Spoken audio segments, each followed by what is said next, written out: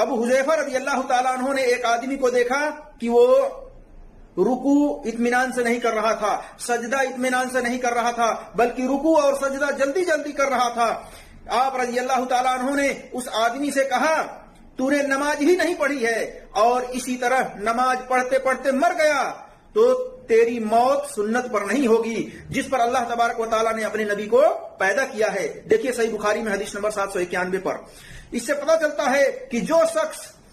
نبی صلی اللہ علیہ وسلم کے طریقے کے مطابق اطمینان کے ساتھ رکوع اور سجود نہیں کرتا ہے اس کی موت سنت پر نہیں ہوتی ہے،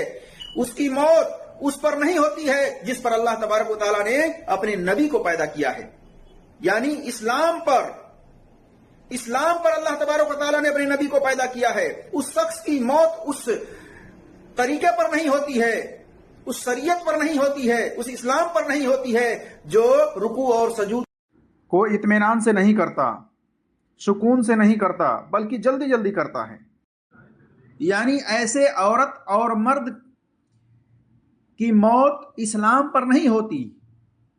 جو اپنی نماز کے اندر رکوع اور سجود کو اطمینان اور سکون سے ادا نہیں کرتے۔ اسی طرح سے ایسے لوگوں کی نماز اللہ کے ہاں قبول بھی نہیں ہوتی جو لوگ رکوع اور سجود کو صحیح طریقے سے ادا نہیں کرتے، اطمینان اور سکون سے ادا نہیں کرتے۔ اس بارے میں ابو مسعود رضی اللہ تعالی عنہ سے حدیث ہے، وہ فرماتے ہیں کہ رسول اللہ صلی اللہ علیہ وسلم نے فرمایا اس شخص کی نماز نہیں ہوتی جو رکوع اور سجود میں اپنی کمر سیدھی نہیں کرتا۔ آپ دیکھیں تو آپ کو پتہ چلے گا کئی لوگ ایسے نماز ادا کرتے ہیں کہ رکوع میں اپنی پیٹھ کو سیدھی نہیں رکھتے، اور کئی لوگ سجدہ اس طرح سے کرتے ہیں نماز میں کہ جیسے کوا دانہ چوگتا ہے اس طریقے سے فٹافٹ پیشانی کو زمین پر رکھتے ہیں، بھلے ہی ناک زمین پر ٹچ ہو یا نہ ہو، صرف پیشانی کو رکھنے پر اکتفا کرتے ہیں، جبکہ پیشانی کے ساتھ ساتھ ناک بھی زمین پر ٹچ ہونی چاہیے۔ تو سجدہ اور رکوع اطمینان اور سکون کے ساتھ کرنا چاہیے۔ جو لوگ ایسا نہیں کرتے، جلدی جلدی کرتے ہیں، ان کی نماز قبول نہیں ہوتی ہے، ان کی نماز درست نہیں ہوتی ہے۔ اس بارے میں سنن ابی داؤد کے اندر حدیث نمبر 855، سنن نسائی کے اندر حدیث نمبر 1027، 1112، 1028، سنن ترمذی کے اندر حدیث نمبر 265، سنن ابن ماجہ میں حدیث نمبر 870، مسند حمیدی میں حدیث نمبر 459، المشکات کے اندر حدیث نمبر 878، سنن دارمی میں حدیث نمبر 1360، شرح مشکل الآثار طحاوی کی حدیث نمبر 3900۔ اسی طرح سے مسند احمد کے اندر حدیث نمبر 17073 پر ہے، اس کے اندر الاعمش نے سما کی صراحت کر رکھی ہے۔ اسی طرح سے صحیح ابن خزیمہ کے اندر یہ حدیث نمبر 591، 592، صحیح ابن حبان کے اندر حدیث نمبر 1892، 1893، اور نسائی فی کبریٰ کے اندر حدیث نمبر 703، 1101، اور سنن دارمی میں حدیث نمبر 1315، 1316، اور امام بہقی کی فی سنن کبیر کے اندر حدیث نمبر 2612، 2613، 2614، 2615 اور 22770، 2771 وغیرہ پر دیکھ سکتے ہیں، اور اس کی سند حسن اور صحیح ہے۔ معلوم ہوا کہ جو لوگ اپنی نماز کے اندر رکوع اور سجدہ اطمینان سے نہیں کرتے، سکون سے نہیں کرتے، ان کی نماز قبول نہیں ہوتی، ان کی نماز درست نہیں ہوتی۔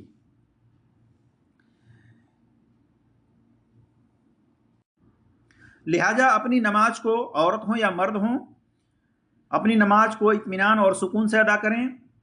اور رکوع اور سجدے کو پورے اطمینان اور سکون کے ساتھ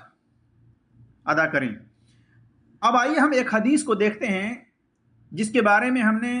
حافظ زبیر علی زئی رحمۃ اللہ علیہ اور شیخ البانی رحمۃ اللہ علیہ کی تحقیق پر اعتماد کر کے ہم نے اس حدیث کو بیان کیا تھا کہ وہ شخص نماز کا چور ہے جو رکوع اور سجدے کو اطمینان سے نہیں کرتا.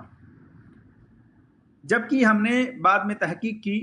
تو پتہ چلا کہ اس کی سند ضعیف ہے بلکہ منکر ہے، جیسا کہ میں آگے وضاحت کروں گا. اس بارے میں رجوع کرتا ہوں اپنی پہلے بیان سے. ابو قتادہ رضی اللہ تعالیٰ عنہ کی طرف یہ حدیث منسوب ہے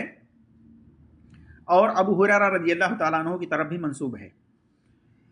وہ اس طرح سے ہے کہ کہتے ہیں کہ رسول اللہ صلی اللہ علیہ وسلم نے فرمایا سب سے بڑا چور وہ ہے جو اپنی نماز کی چوری کرتا ہے. صحابہ نے پوچھا اللہ کے رسول وہ اپنی نماز کی چوری کیسے کرتا ہے؟ آپ صلی اللہ علیہ وسلم نے فرمایا وہ اس کا رکوع و سجود مکمل نہیں کرتا، یعنی پوری طریقے سے ادا نہیں کرتا.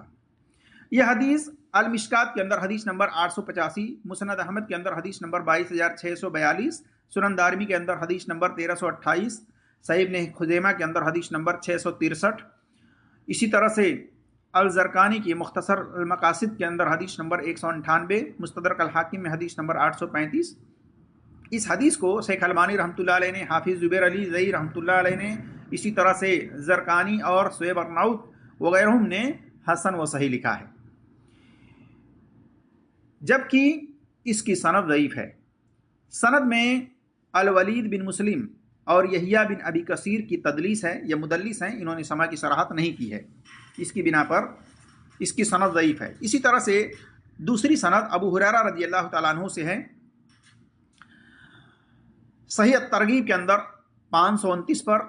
شیخ البانی رحمۃ اللہ علیہ نے اس کو حسن لکھا ہے. اسی طرح سے صحیح ابن حبان کے اندر حدیث نمبر 1888 ہے، مستدرک الحاکم میں جلد نمبر 1 صفحہ نمبر 229 حدیث نمبر 836 ہے. اس کی سند کو صحیح لکھا گیا ہے اور اس کی سند میں یحییٰ بن ابی کثیر مدلس ہیں، انہوں نے سما کی صراحت نہیں کی ہے بلکہ یہ روایت ان سے بیان کی ہے، اس کی بنا پر اس کی سند ضعیف ہے. اسی طرح سے اس کی سند کا پہلا راوی ابو بکر بن اسحاق بھی ضعیف ہے اور اس کے بارے میں جرح آپ ڈسکرپشن کے اندر دیکھ سکتے ہیں، میں وہ لنک وہاں پر دے دوں گا، وہاں سے آپ اس کے بارے میں جرح دیکھ سکتے ہیں. اسی طرح سے امام بخاری رحمۃ اللہ علیہ نے کہا حدیث منکر، کہ اس کی حدیث منکر ہے، کس کی؟ ابو بکر بن اسحاق کی. اور اس کی سند میں میرے تحقیق کے مطابق حسام بن عمار یہ مجہول الحال راوی ہے، اس کو کسی متقدمین معتبر محدثین نے ثقہ نہیں کہا ہے اور متاخرین اور متساہل محدثین کی توثیق غیر معتبر ہے، اعتبار کے لائق نہیں ہے. اسی طرح سے مستدرک الحاکم کے اندر جو سند ہے حدیث نمبر 836، اس کی سند کو ابو حاتم الرازی نے منکر قرار دیا ہے، بلکہ اس بارے میں تمام سند کو ابو حاتم رازی نے منکر قرار دیا ہے کہ یہ منکر ہے، جیسا کہ ان کی کتاب علل ابن ابی حاتم کے اندر دیکھ سکتے ہیں، جلد نمبر 2 صفحہ نمبر 422 سے 423 تک میں اس پر انہوں نے منکر لکھا ہے، اس روایت کو ابو ہریرہ رضی اللہ تعالیٰ عنہ وغیرہ کی. اور اسی طرح سے یہ حدیث جو مستدرک الحاکم کے اندر ہے، میری تحقیق کے مطابق اس کی سند کے اندر راوی حسام بن عمار یہ مجہول الحال ہے، جس کی بنا پر اس کی سند ضعیف ہے، کمزور ہے. اور اس کی سند میں ابو بکر بن اسحاق میری تحقیق کے مطابق ضعیف راوی ہے، اس پر جرح ہے، جیسا کہ میں ڈسکرپشن کے اندر دے دوں گا وہ لنک، وہاں سے آپ اس کے بارے میں جرح دیکھ سکتے ہیں. معلوم ہوا کہ جس حدیث کے اندر نماز کا وہ چور ہے جو رکوع اور سجود کو اطمینان سے نہیں کرتا، وہ تمام کی تمام سند اصول حدیث و اسماء الرجال و جرح تعدیل کے میزان پر ضعیف ہے، اور بقول ابو حاتم الرازی کے وہ روایت منکر ہے، واللہ عالم بالصواب۔